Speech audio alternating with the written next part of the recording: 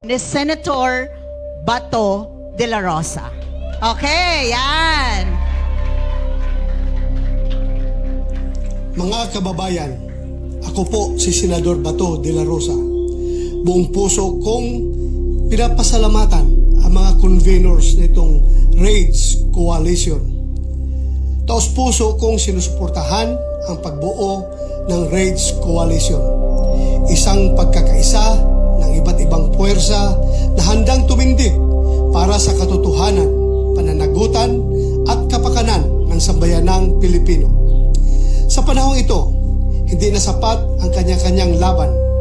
Kailangan natin ng isang tinig, isang direksyon at matibay na paninindigan laban sa katiwalian, pag-aabuso at mga hakbang na naglalayong patahimikin ang oposisyon.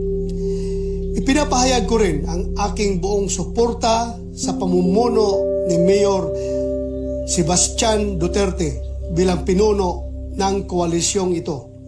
Kilala rin natin si Mayor Baste, matapang, may panindigan at handang ipaglaban ang tama para sa bayan.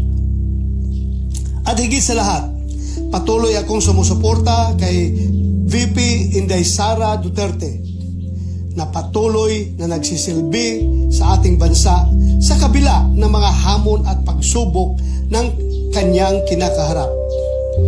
Hindi tayo papayag na gamitin ang politika para patahimikin ang mga lider na tunay na naglilingkod sa bayan. Ang laban na ito ay hindi lamang para sa iilan.